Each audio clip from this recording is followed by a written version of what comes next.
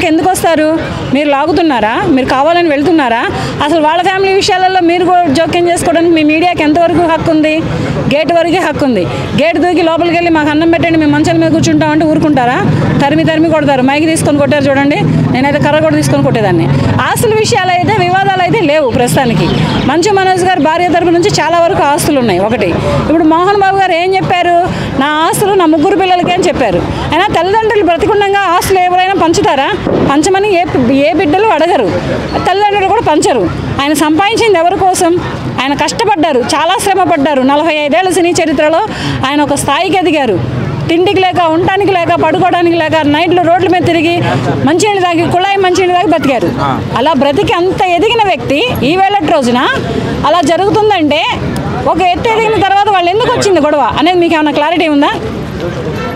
అలా గొడవనా అంటే మంచి మనోజ్ పట్టించుకోకపోవడం వల్ల ఎందుకు పట్టించుకోరు?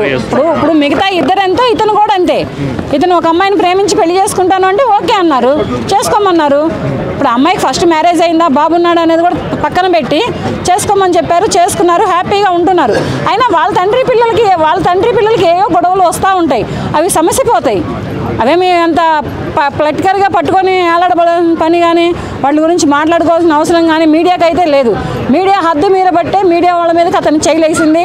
అతను మ్యాన్ హ్యాండిల్ చేయగలిగాడు. ఏం చేశారు? నేనైతే ఈ పగలు కొట్టేదాన్ని. కనపడదు కూడా కనపడదు చూసుకోవడానికి. దౌడలు అడ్డోళ్ళు కనపడదు. అయితే మాత్రం మీరు పోయి అలా అల్లరి చేస్తారా? అల్లరి చేసే హక్కు మీ మీడియాకు ఉందా? ఎంతవరకు ఉంది? ప్రెస్ మీట్ ఎందుకు ఇచ్చారా? నేను పిలిచారా? ఆయన హాస్పిటల్లో పోయాడు, దెబ్బలు తగిలి హాస్పిటల్లో పోయాడు.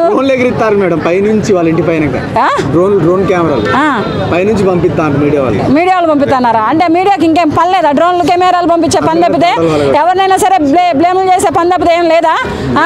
ఆయన దౌడ పగలు కొట్టాడు నిజమే. ఆయన నేనైతే ఈపీ పగలు కొట్టేదాన్ని. అవునా?